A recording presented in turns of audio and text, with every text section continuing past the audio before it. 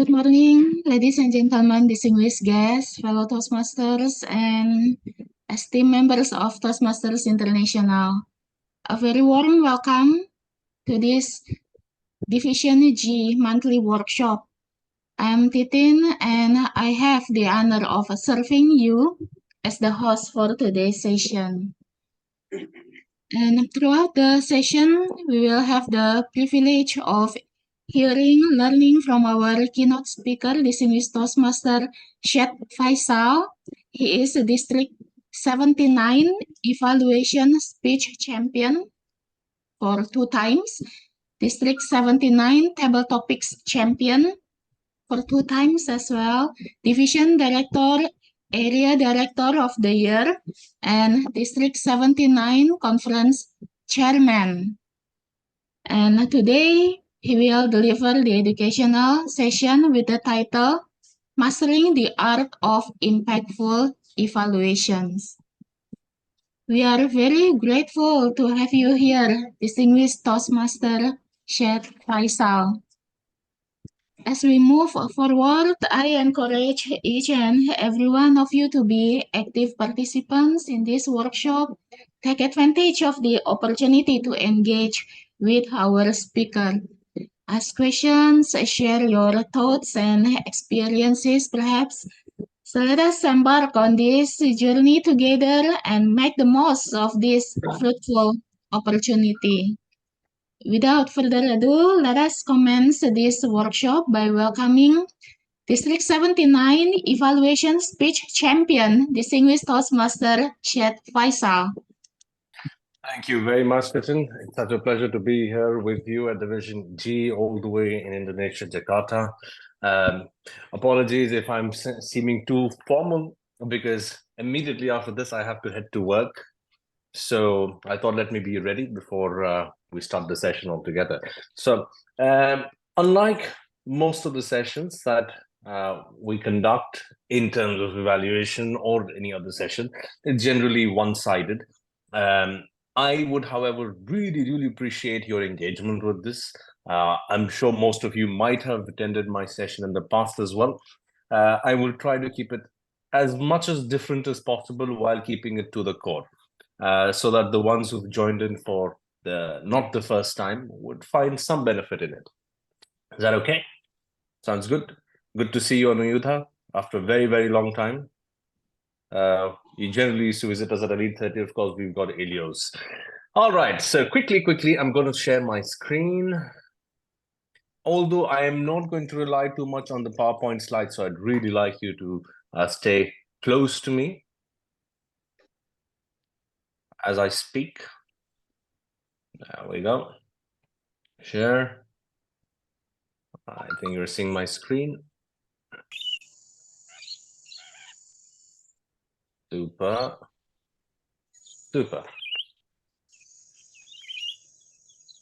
Just give me one quick second. Yes. Because I want to see all of you. I'm just going to set a few screens here. All right. So all of you can see the presentation slide? Yes, it is visible. Super. Excellent. Mike, if you don't mind, I really would love to hear the chirping of the birds, but I think it is kind of throwing me off. So would you mind putting your mic turned off? Yep, thanks, Mike.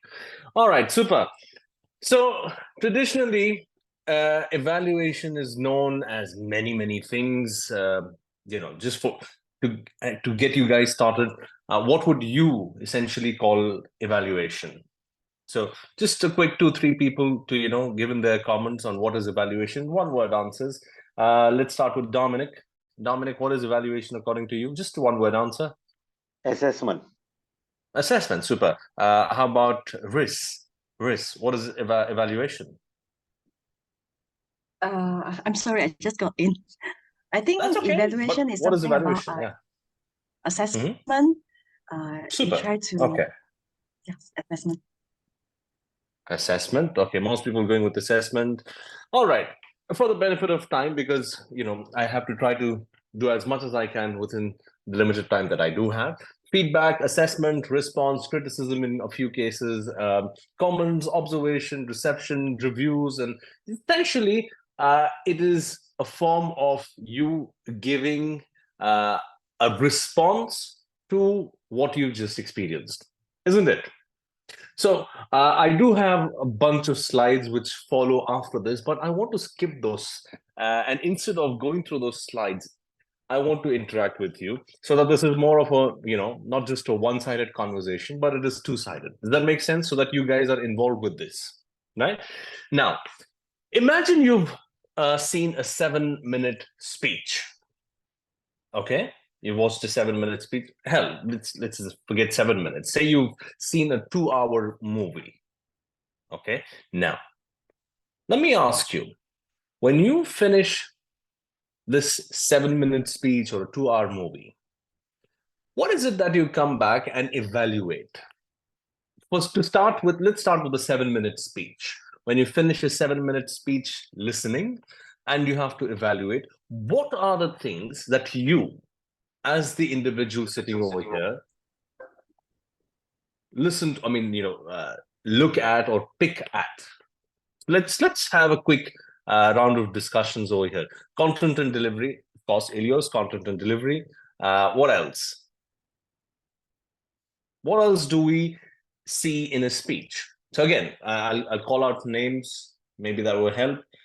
Craig Curtis, what is it that you pick from the speech that is delivered? Okay, we will move on to someone else. Jasmine, what is it that you pick?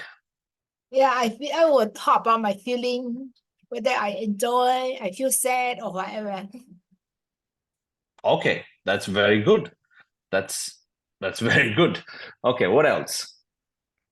Can I ask Tasya Galu Apsari? What do you see? Oh yeah, sorry. I distracted. What is it again? That's okay. That's okay.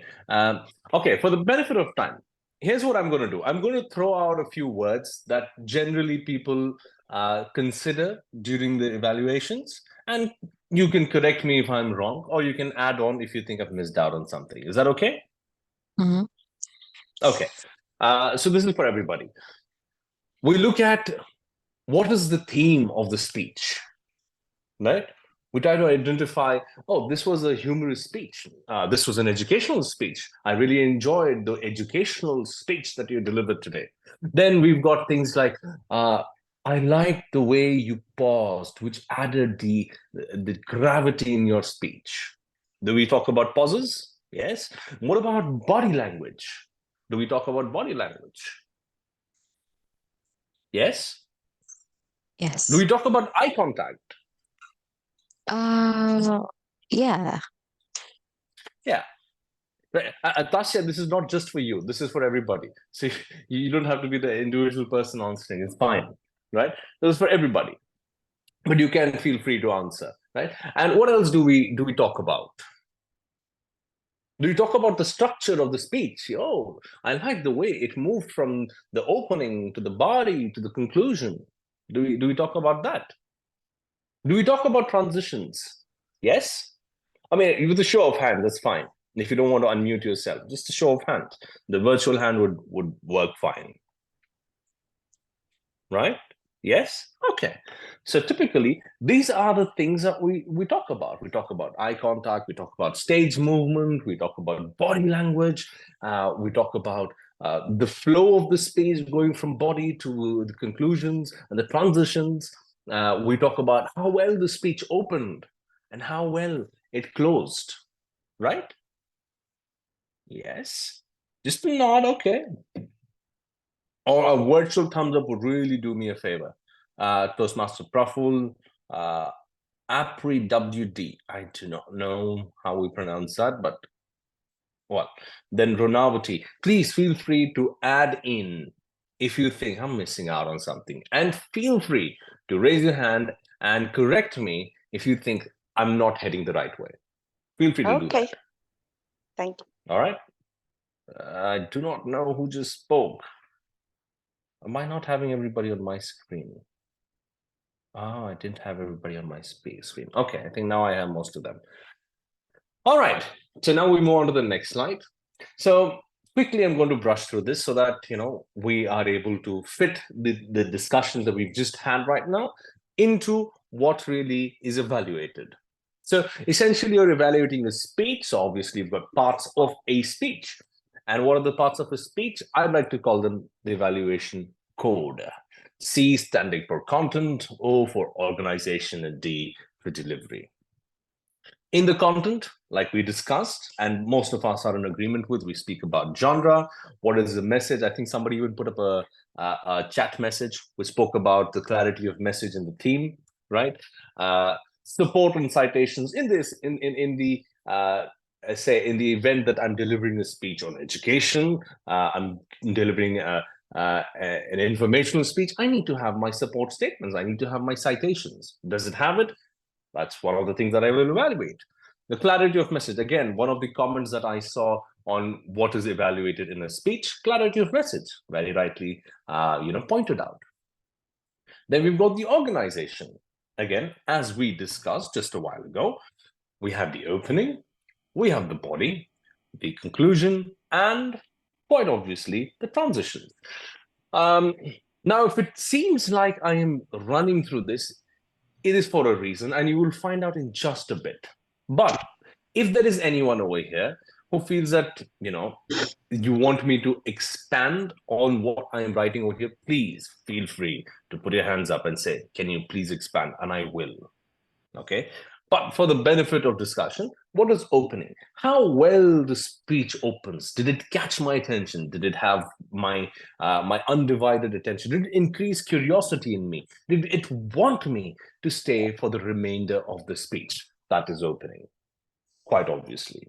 Akulina, very nice to see you. Long Yes. time. Yes, Okay. after a long time. Yes. Good morning. Good morning.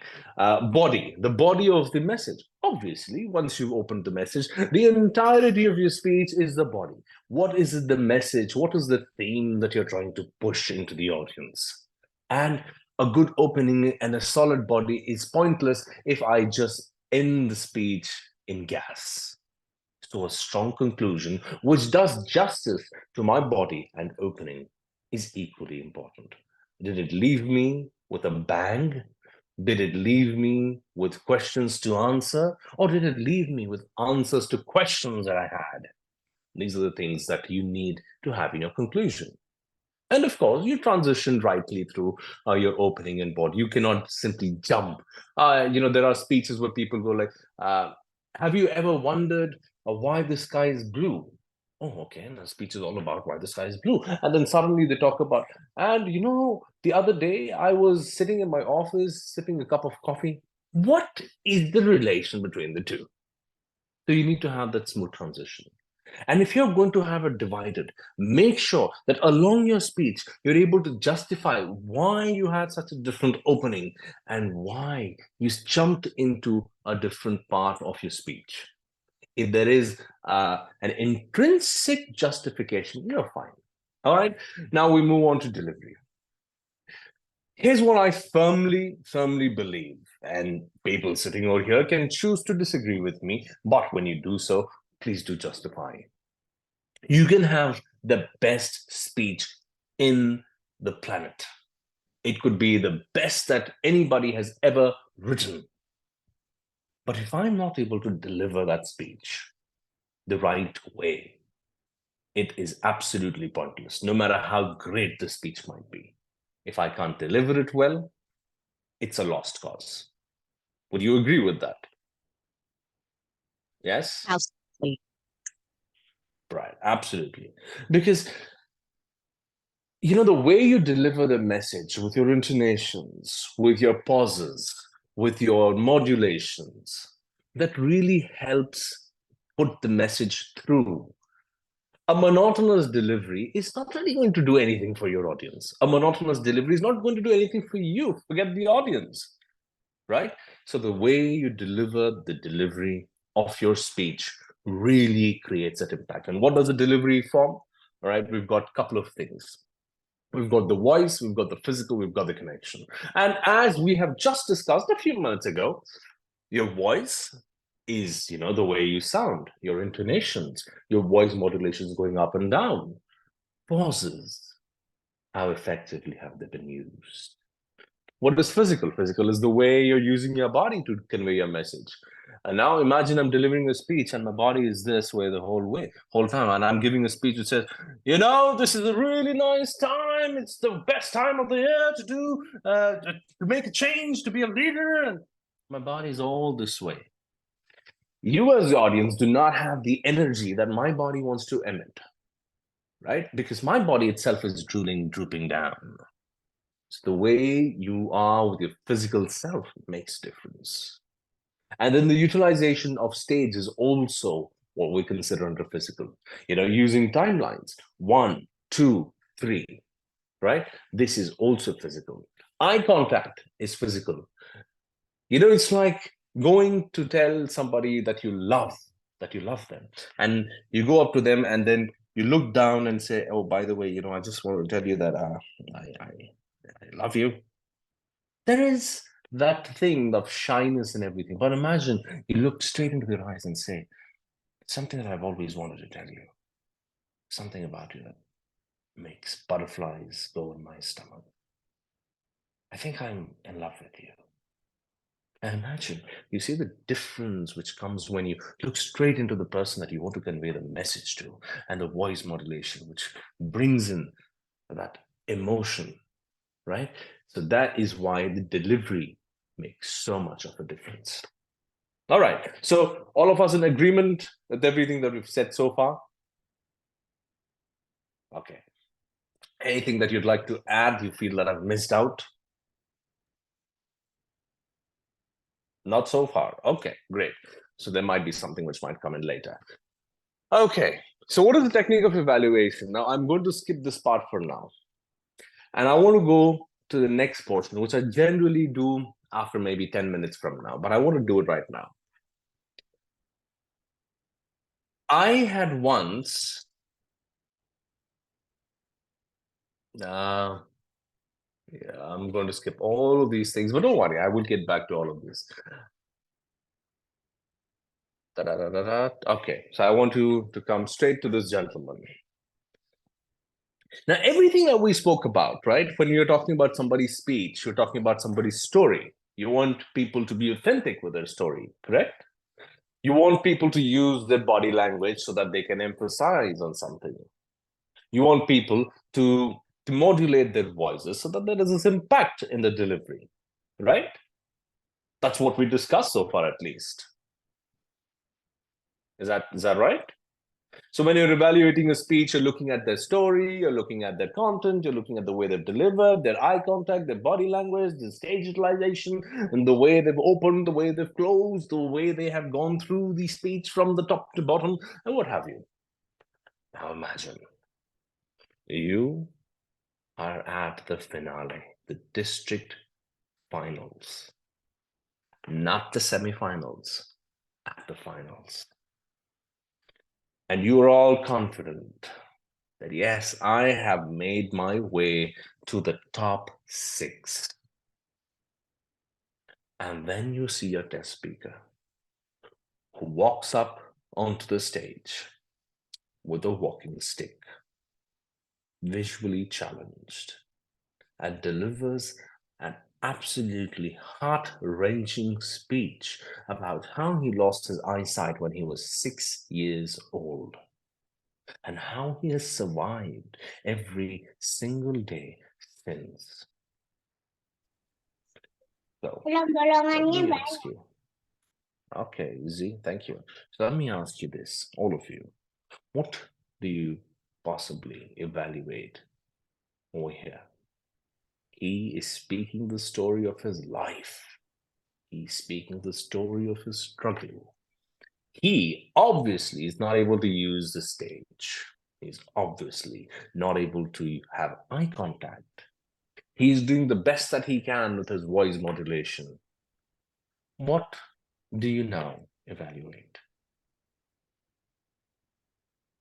He has given a brilliant opening. he has given a wonderful conclusion.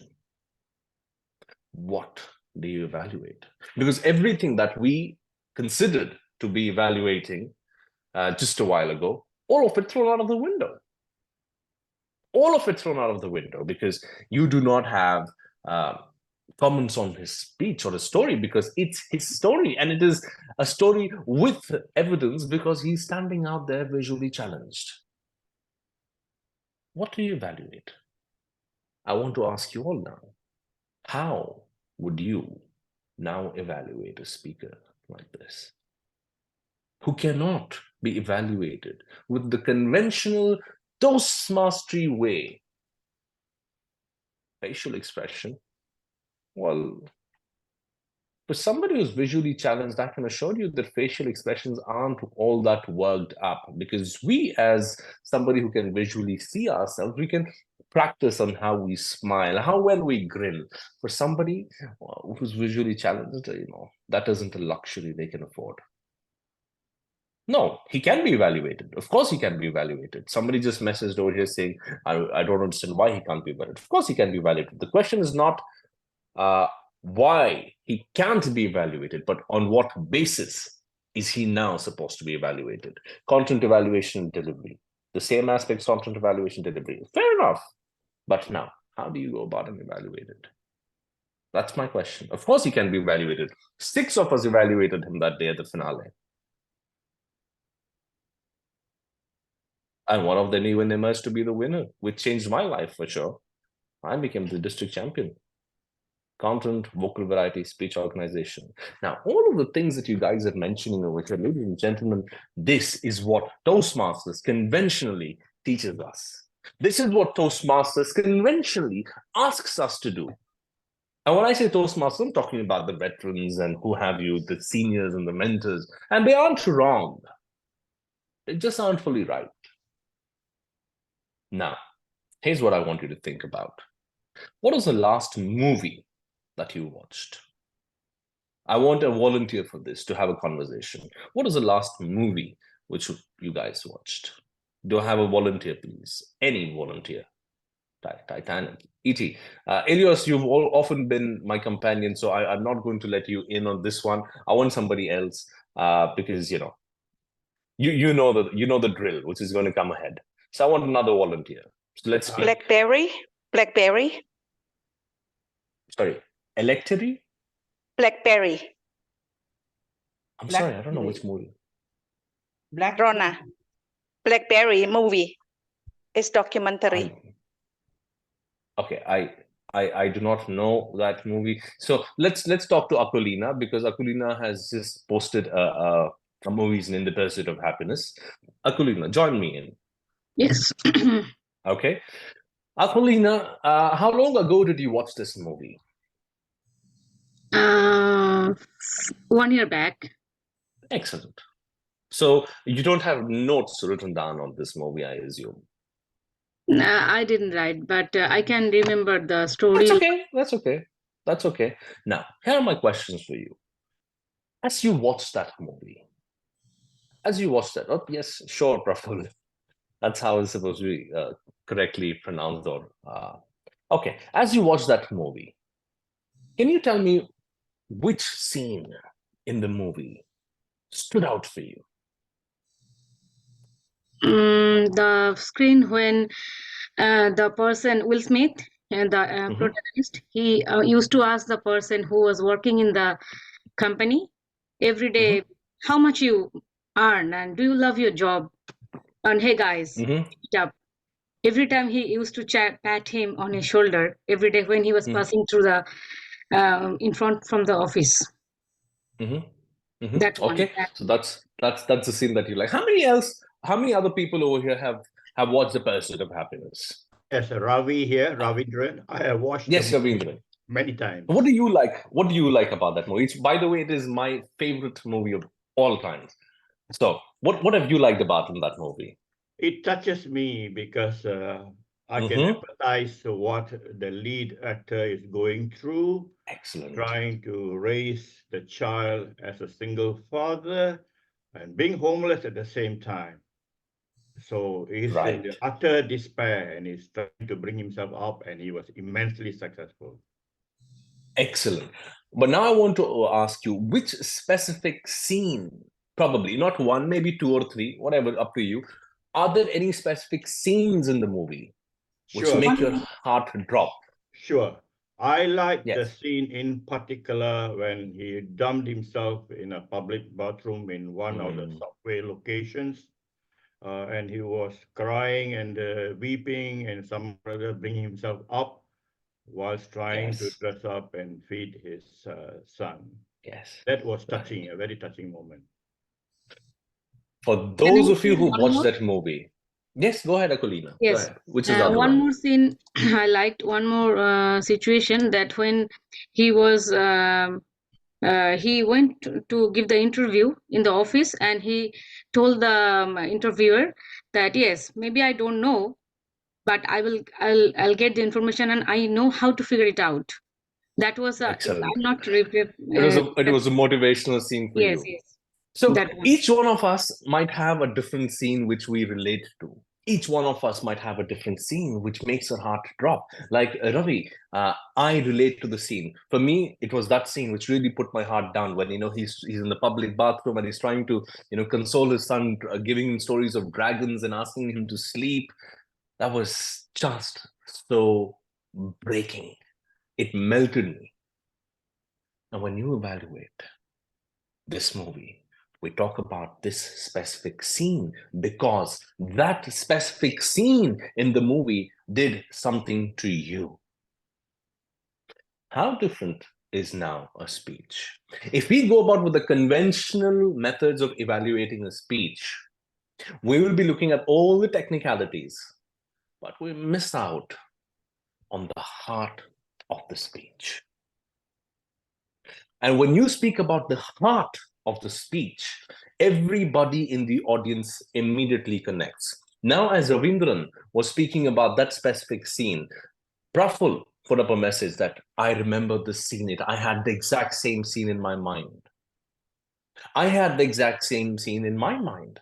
Now, as Akulina was talking about her speech, about what she liked, that I will learn, the scene which was going on in my mind was the immediately after one, which he says, when in the interview, he's asked, so why should I hire a guy who comes with shirts with paint on it? And he goes like, well, maybe because he is wearing some really good pants, right? So the scenes which make your heart drop, the moments which make you giggle, and the scenes which break you down are the moments in the movie, are the moments in the speech which make or break the speech. Unfortunately, when you go with the conventional method of evaluation, you miss out on the heart of the speech. So here's what you need to do. When you are listening to a speech, identify the heart of the speech, the moment of stun, the moment, in the speech which gives you goosebumps. You need to identify that moment. Now, what if that moment is not there in the speech? What do you do?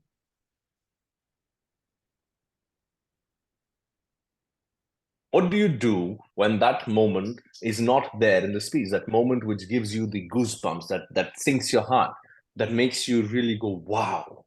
What do you do now? Come on. This is a simple question. What do you do?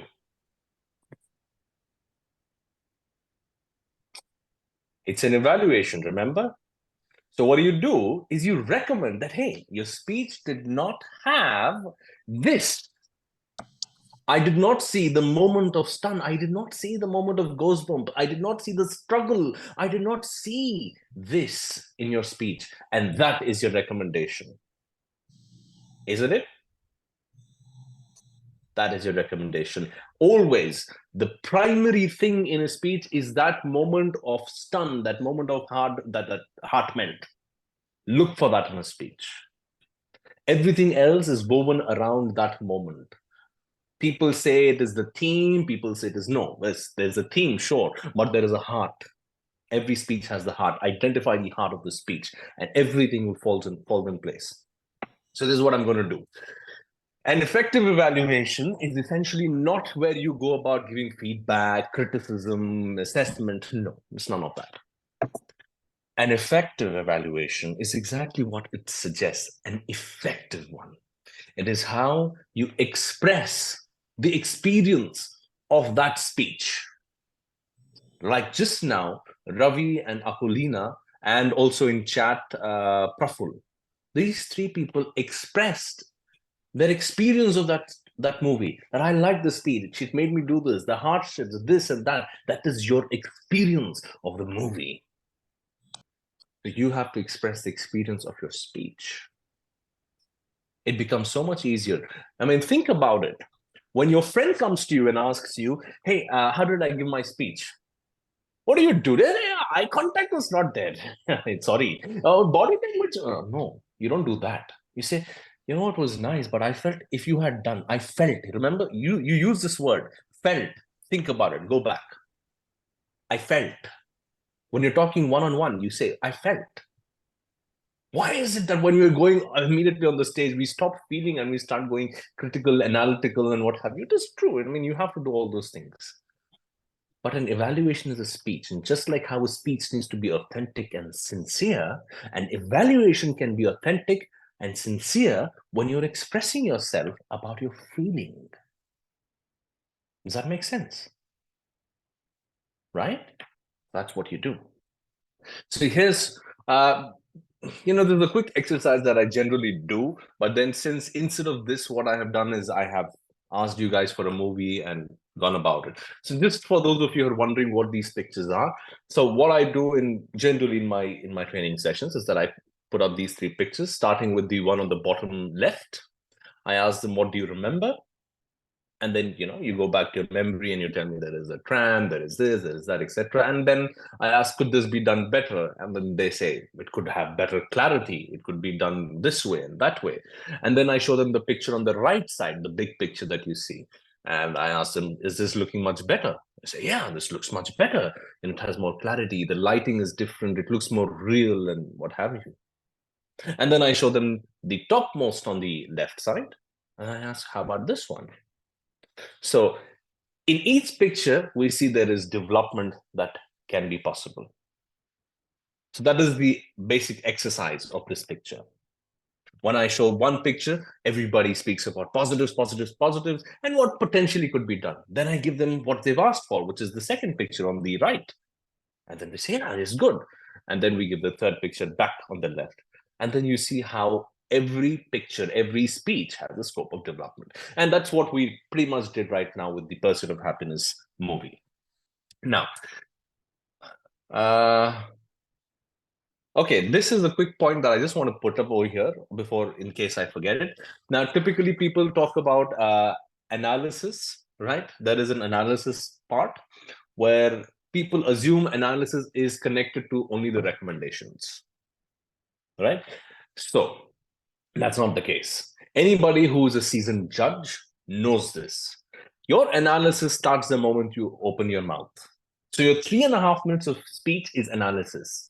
Because if you're going to speak good about the speech, you are going to be analyzing the good parts. If you're going to speak about the recommendations of the speech, you are again going to be analyzing why it has to be recommended, right?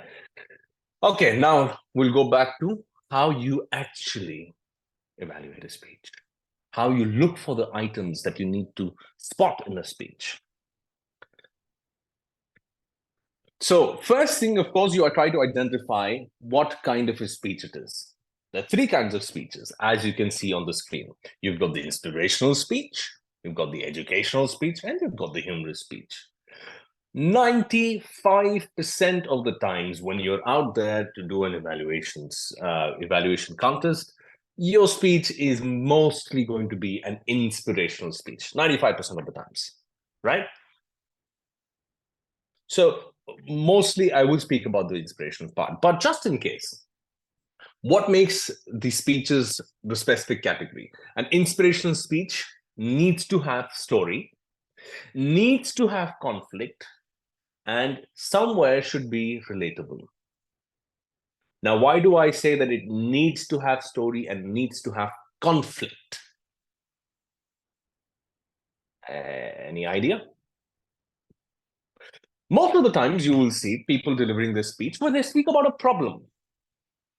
Okay, they'd say, I had a problem. And the speech would revolve completely around the problem. That, for example, the problem is my car broke down. My car broke down is the problem. How many of you give a damn if somebody's car breaks down? Come on, let's be honest. Let's be honest. Would you care if somebody's car breaks down in a speech? My car broke down, man. So what? That's exactly what it is. It's a problem. Nobody cares about a problem. Nobody in the world cares about the problem. Why do Ravi, Akulina, Praful enjoy the Pursuit of Happiness movie? It's not because he has a problem, because accompanied with the problem is conflict. If he does not get the job, what happens? What happens when he's not able to take his son for, the baseball game? What happens? He doesn't have $20 in his pocket and he has to go on a taxi ride with one guy who can potentially get him a job. What is he going to do? The conflict. That is what people are interested in. What happens? The stakes of the problem. The stakes of the problem is what gets the audience hooked in. And the stakes of a problem come with conflict. So look for the conflict in an inspirational speech. And if there is no conflict and there is only a problem, what do you then do? It's an easy answer, already answered, but I'd like somebody to say that. Praful, can I hear you? What do you now do when you have a problem, but you do not have the conflict in the speech? What do you do for the speaker?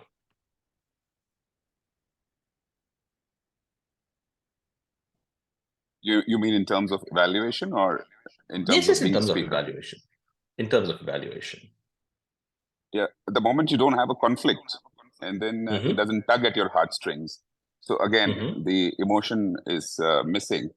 So probably the delivery aspect of the evaluation, I would focus on and say that this additional dimension could have tugged at the heartstrings and given a little more brownie points to be. So basically you would give it out as a recommendation. True. That this was missed out and this is what you need to do. Remember, most people go about with what the speech had. Unfortunately, it's not only about what the speech had. Evaluation is about what the speech should have had, but did not have. What a speech must have, but did not have. So the conflict is something which the speech should have. And if it did not have it, it goes as your major pointer in terms of recommendation. Right, so that's what I wanted to focus on. Inspiration, then you have educational, humorous speeches. So in educational speech, you have the information, the sources, the authenticity, and what's in it for the audience. Those are the four things that you need to have in an educational speech. For example, say you hear a speech on climate change, right? You need information. And based on where do you get this information, the sources? Is it authentic? Is the speaker being authentic about what he's saying? Is he sincere? And then when you do all this, the thing with an educational speech is the audience doesn't care unless there are stakes involved for the audience. So what's in it for the audience? So remember, educational speech, what's in it for me is required. Most of the times, people confuse it with an inspirational speech. They ask, what's in it for me? Yes, sure. You can have what's in it for me in an inspirational speech, but it's not something which is mandatory in an inspirational speech. It is like to have, but not needed to have. Humorous speech, punches, pauses, relatability. A humorous speech is funny only when it is relatable to you. Imagine you and your friend sitting together and there is an inside joke and you and your friend are laughing about it, but the outsiders do not know because it doesn't relate to them. They don't find relatability in it. So when somebody is delivering a humorous speech and you're evaluating them, relatability of the topic and the way it is delivered is absolutely important. And why have I put in body language and eye contact, BLI, which is what it stands for humorous speech, but not the others, is because in a humorous speech, your eye contact and your body language really intensify your humor punch, right? Okay, so now we move on to the primary markers that you need to look for in a speech. The topmost thing is the moment of stun. The moment in the speech which makes your heart drop, which gives you goosebumps. That is the primary thing that you need to look for. Second is the opening. How well the speech opened. You need the speech to get the audience's attention. And you leave the audience lingering with a thought. That is how well you've closed the speech. Imagine you've taken the speech all in the highs and highs and highs and highs, but you close it telling, okay, thank you very much. I hope you enjoyed my speech. Doesn't do much. So the opening, the closing are the second and third most important things in a speech. The first remains the moment of stun, the heart of the speech. Always look for the heart of the speech. Then the little elements. Now, to give you an example of what is the little elements, I had once delivered a speech in the district, which was revolving around a father and a daughter, where the dialogue goes something like this. My daughter was 3 minutes old, and she held my finger. That was the best moment of my life. I've never had a moment like that before. And then fast forward, we take the story forward. And then I say, I saw my daughter crossing the road. And as she kept calling me out, Daddy, Daddy, a car came and my daughter.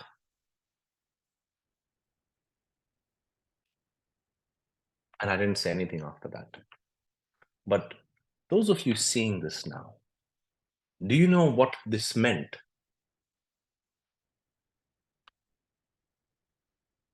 Can anybody tell me what that meant? Come on.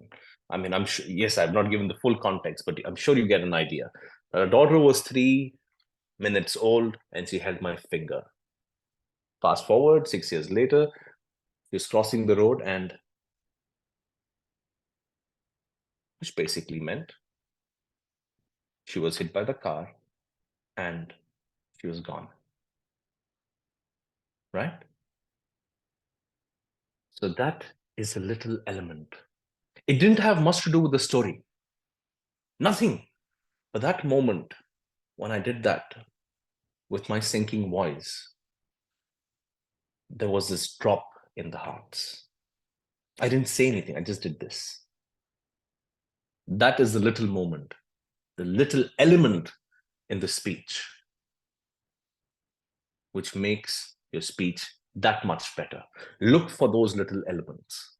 If it is not there, you don't have to put this as a recommendation per se, but this could be something like a humorous element as well. Like, again, going back to The Pursuit of Happiness, for those of you who've not watched that movie, I'm sure you're going to go back and watch this movie to get the context of many things that we're discussing today. So there's a scene in the movie where Will Smith's son goes like, can we go to the baseball game? And he says, we can possibly go to the game.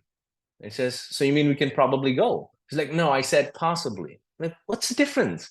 Like, possibly means that, there is a chance, a probability has a mathematical this thing. It's like, You understand the difference in possibility and probability now? He's like, yeah, I understand. So basically you're saying we're not going to go to the game. So in the middle of a very serious discussion, that one little, line chuckles you. That is a little element. Moments which throw in, a little bit of humor. Imagery and storytelling. This is very, very important. I always believe this. And correct me if you have, correct. Okay, Tasya, are you okay? I don't know why Ilyosa sent that message, but okay, she's okay. Okay, so I really okay, now this is what I generally say, and correct me if you think I'm wrong. I often tell this, that a speech becomes a good speech when you stop listening to it and start seeing it. Right? And the speech becomes an even better speech when I stop seeing it and I start living it. How does the speech go from listening to seeing to living? Here's how. When you stop listening and the speaker is painting an image. I remember when, I was going on this dark road, driving my car, really, with my heart sinking, and the moon was lit up in the air. He's creating imageries. So now you start seeing this entire image. You start seeing the speech. But then when he uses vocal variety, and then, for example, I don't know how, I can't think of a speech line now. But think about it. Once I add imagery, to the imagery, I add in vocal variety. And then all of a sudden, there was thunder. And I thought I just would not be able to make it. And there I had my pregnant wife at the back seat. I do not know if I'd be able to reach the hospital in time. And there she was crying, stuck in a traffic jam. There was water all around. I did not know if I would end up losing both my unborn child and my wife. With it, my conscience. Now you see, I've created an imagery, and with my voice, you know how I'm feeling right now. And as you know how I'm feeling, you start to live it with me. That is another thing that you need to have in a speech, which comes with storytelling. If it is not there, storytelling pretty much is lost. And if it's lost, then you're not connecting much with the audience. Right? The lighter moments, like I said, the humorous moments, how it made you feel. Does it make your heart sink? Does it really, make, even if the story is not relatable to you, but, you have these moments where like, wow, did that happen for you? And if it happened for you, you point out this is what happened. And if it did not happen, you say, you know what, this did not happen for me because there was no conflict. A speech does not do anything for you when it does not have a conflict. But if there is a conflict, it will always make you feel something. I guarantee that. Go back, listen to all the speeches, think of all the movies. You will see that when there is conflict, that is when the speech or the movie is able to do something for you. When there are stakes involved, when the hero is probably going to lose, or when the hero loses, that is when the speech becomes interesting, right? And conviction. What is conviction? The sincerity with which the speech is delivered. That is the conviction, right? Makes sense? Imagine if, I said the exact same stuff which I said right now. I was stuck in a traffic. My wife and my unborn child, they were, oh my God, they were about to die. Yeah. So I don't know if I was going to kill them both. Do you see any conviction in my voice? Do you see any struggle in my voice? Do you see absolutely anything in my voice? No. And when that is not there, the audience doesn't relate to you. The audience is like, okay, this is not sincere. This is not authentic. This is just, he's saying it for the sake of it. So you want that conviction. And if it is not there, you tell them that it was not there. The voice, the energy, the body language, all of these things which the Toastmasters conventionally tell us, you need to have eye contact. All that is important, sure. But that is not what you're looking for in that speech. That is what enhances the speech. You have to first start with the primary markers as the items of appreciation or as the items of recommendation. Then you go to the voice, the energy, the body language, the eye contact, the structure, characterization. All that comes later. All this is, filling the gaps. If the speech does not have the moment of stun, if it does not have a heart, if it does not have the lighter moments, if it does not have any of these things, but it has all body language coming and jumping like this, I'm looking at how, I'm looking at the guys and everything. It does not matter. I can have great energy, but I'm talking humbug. All these are secondary. The speech needs to have the primary markers, which I've just shared. And then all these secondary things enhance the speech. Make sense? Make sense? Good? Good. Say again, the secondary markers, pauses, diction. Many times people will comment, I did not understand what you were saying. Okay, fine. That's a decent point, but you cannot put it as the main thing. Unless the whole speech was something which people couldn't understand. The whole speech had poor diction. The whole speech had poor accent. That is a different story. But 1 through 2, 3 words, he was missed out. It's fine. We're in a global world. Everybody has a different pronunciation. As long as you understood the word, you understood the context, don't put it out there.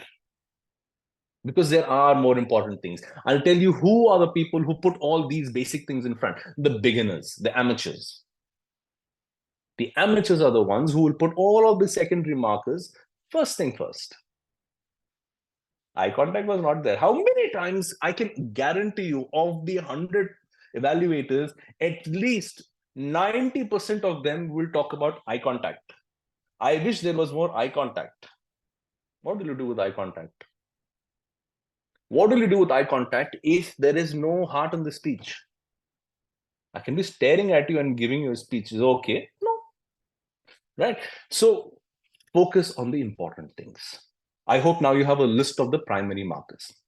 Now that you have these things, now let me tell you how you go about and give out the evaluation. Okay, top 3 mistakes. I will first clear this as well. Many times when you're evaluating, this is what we tend to do. We tend to please the speaker. How many times? Wonderful speech. That speech was, oh my God, you'll become world champion one day. No matter how bad the speech is, we'll end by telling you, I really wish you the best of luck. I see a world champion in you. Because we don't have anything else to say. Stop pleasing the speaker. That's not your job. Your job is an evaluator's job. Your job is that of a teacher. You correct where they're wrong. You appease them where they're right. So let me tell you what is to be done. When you're delivering your speech, please be honest with your evaluation. If something was done wrong, it was done wrong. I'm trying to look for a drawing my daughter made for me, but I can't find it. So here's what it is. My daughter came and she gave me a nice drawing. She's 4 years old. And she made some, colors and what have you, and she gave it to me. It was not a beautiful drawing, I must confess. But I'm not going to go and tell her that was a horrible drawing, right?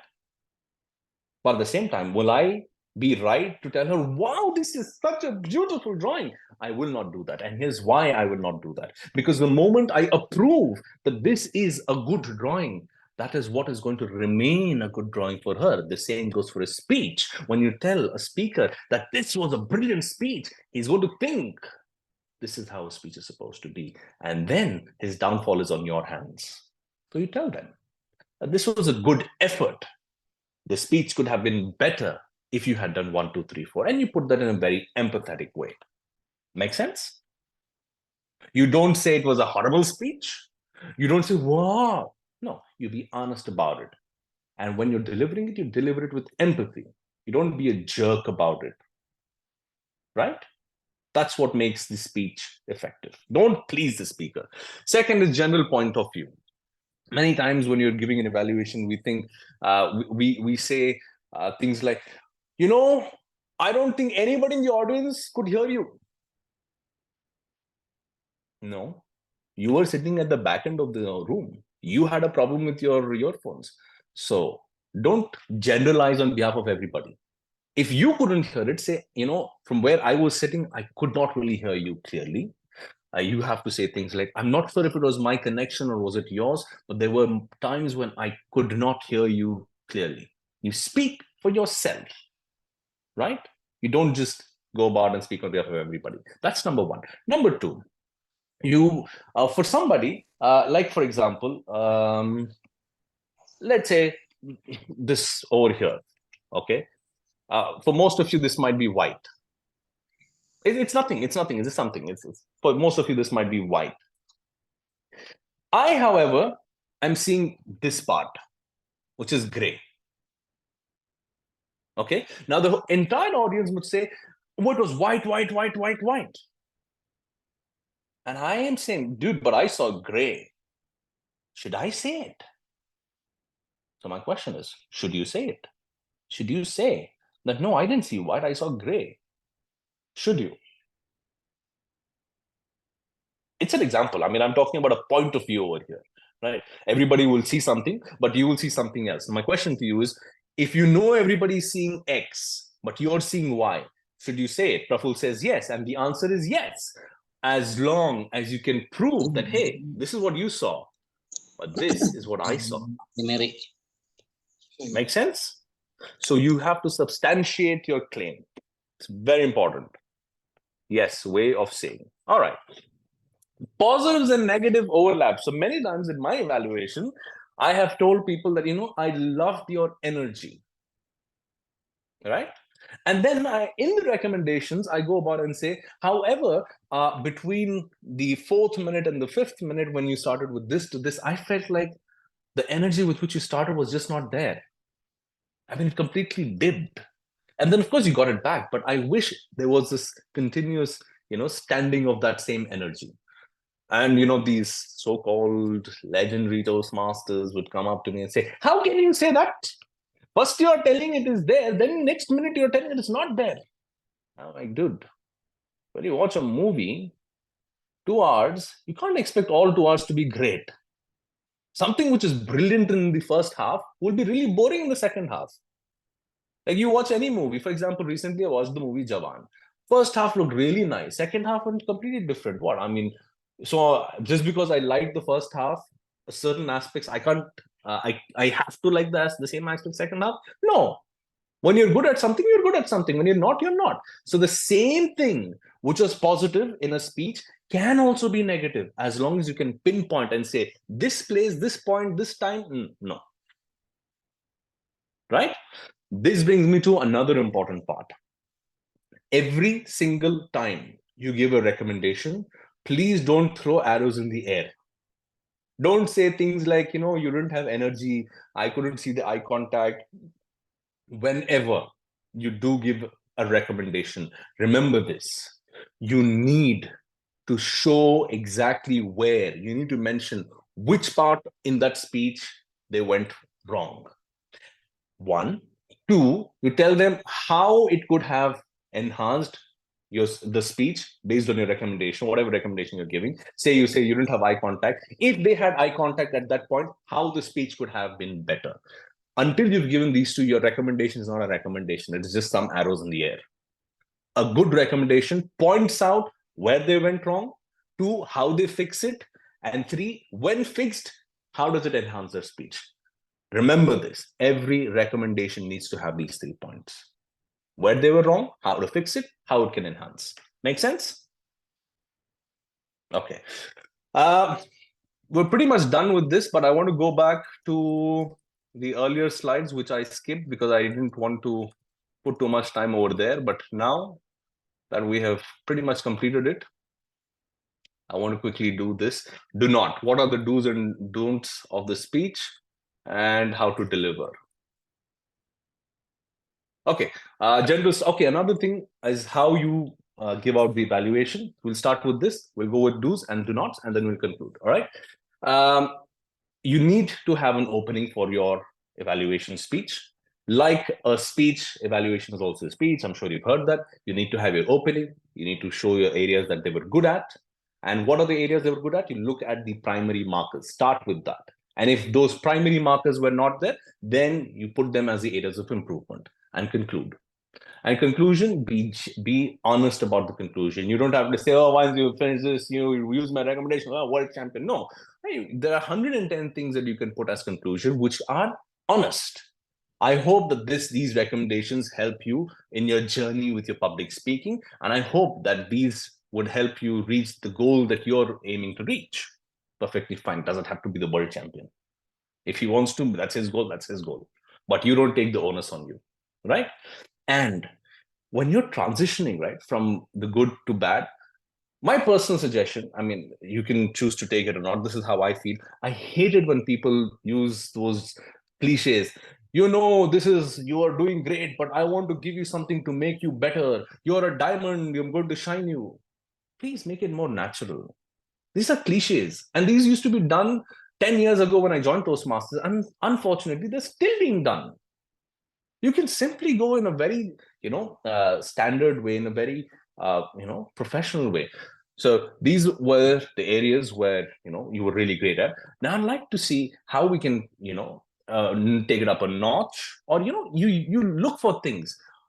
Me, for instance, what I try to do is, while I try to use a little bit of vocabulary. I try to show off my vocabulary over here. I say, it was a great speech considering the regular theme that it was, and yet it was embellished with 1, 2, 3. What I feel is that the embellishment could have been in 1, 2, 3, and I try to use vocabulary. That is the only place where you can try to push your vocabulary in, because these are not recommendations. These are not your the pointers that you like. So it is not going to cut out on any points per se, but it will show the audience and the judges, oh, this guy knows English, huh? So try to do that if you can. Not necessarily, but try. Next, how to deliver. It has to be sincere, for the love of God. Like I said, I've been emphasizing this. Please be sincere with it. When not delivering for a contest, your evaluation should be based on objectives. Don't go about evaluating things which are not on the objectives. What I mean by this is when you have pathway speeches, the classic speeches, the legacies, manual speeches, evaluate only objectives. In a contest, of course, you have to assume it is an international speech. Simple. Then we've got personalization, as we've already spoken. Don't speak on behalf of the audience. You speak on behalf of yourself. And remember, you need to uplift the speaker. And you uplift the speaker by being a teacher, by being a mentor. Tell them what they did well, what they did not do well, and uplift them by being empathetic. And evaluate only the speech, not the content of the speech. What I mean by this, I might be a supporter of Republicans, you might be a supporter of Democrats. So if you're a Democratic supporter and you're giving a speech on Democrats, I might be biased because I'm a Republican supporter. So I do not judge your content. I judge the way you delivered your speech, the conviction with which you delivered the speech. Make sense? Because this is going to backfire you. If you're going to evaluate with your biases, then you cannot evaluate them correctly, right?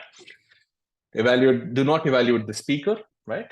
Do not evaluate the message. This is what I just said. Do not impose your perception, which again we've discussed, oh, I couldn't hear you, you are too, no. Never say never unless it's never. Oh, okay, this is very important. Huh? I have seen evaluators come in and say, never hold your hands like this. It shows you're nervous.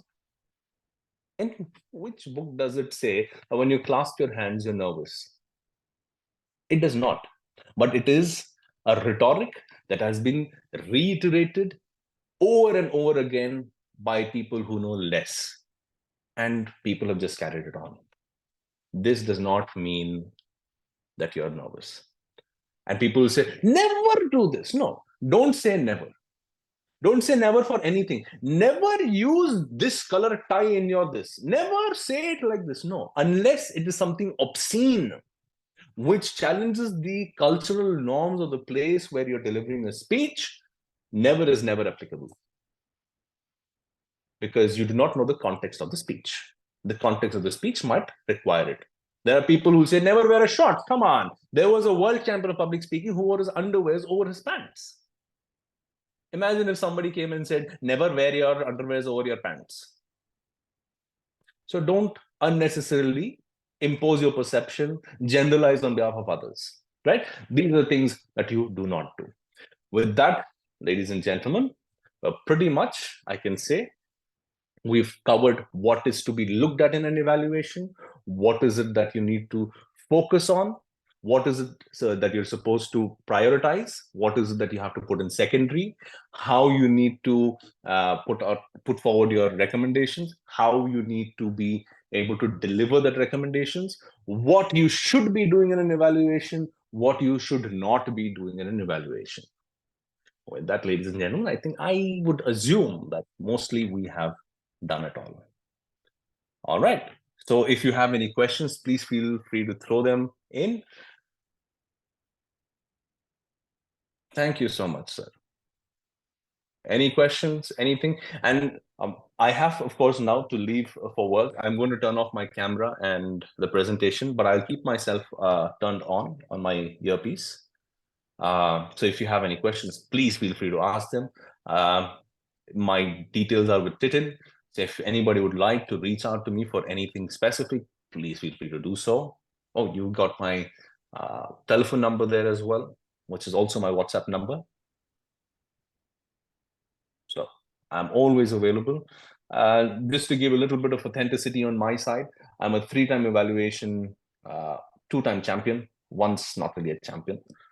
So you can maybe somewhere rely on my suggestions.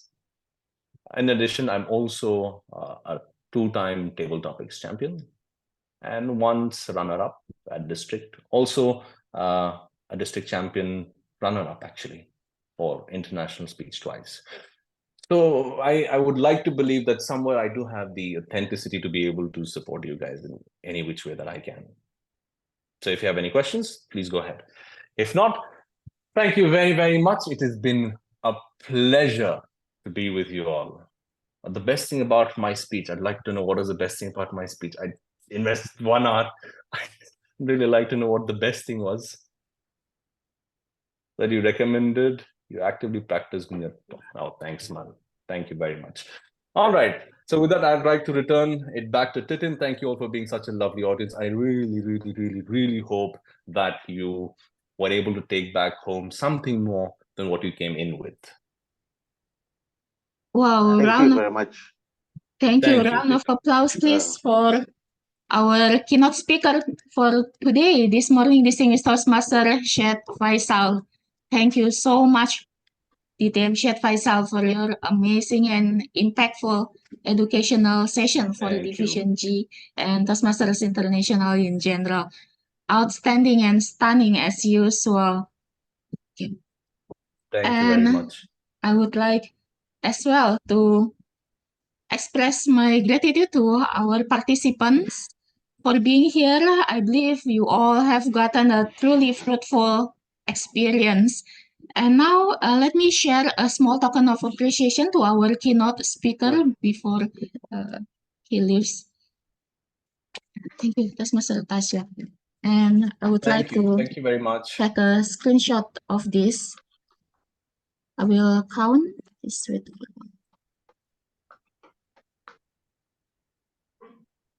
on my mark. 1, 2, 3. This picture has been taken. Thank you. Thank you so much. And now I believe we can as well take a group picture with the participants here. If you don't mind, please turn on your camera so we can take a group photo.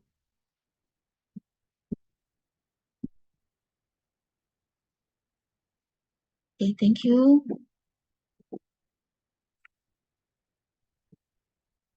Now let me take the picture one page only because some have left already by this time. 1, 2, 3. Picture has been taken. Thank you so much again for our educational speaker and also our participants here. It is my sincere hope that by now each of us will be better equipped with the skills, with the knowledge about giving impactful evaluations. Okay. Can be for our contest, for our public speaking personally, and even professionally, like Toastmaster Pravo has mentioned, that it benefits not only in public speaking in our speeches, but also in our leadership journey, leadership skills. So this is Toastmaster Syed Faisal. We are truly blessed by your fruitful session, and we understand that you are going to drive to work now. We are about to, I think perhaps we are about to end the session this morning so that we don't take too much of your time and you can focus better on your driving. We have had your contact number, email, address already. So again, thank you very much. This is Toastmaster Syed Faisal and Thank you very much. everyone. Okay. Yes. And like I said, I am available over my WhatsApp or my email, LinkedIn. So please feel free to reach out to me if there's any way that I can support you. Thank you. Thank you. Thank you so much. Thank you. Bye-bye. Bye. Goodbye. Thank you. Captain Okay, Ravi, thank you. catch up with you again. Right. See you. Sir, thank you. All the best. Thank you for inviting me. Titin, Right. good job. Take care, Titin. Excellent. Thank you, Excellent. DTM Ravindran. Well done. Thank you for coming. Thank you. Thank you. Good day, everybody. Good Bye. day. Good day. Mm. Bye. Have a wonderful Sunday, everyone.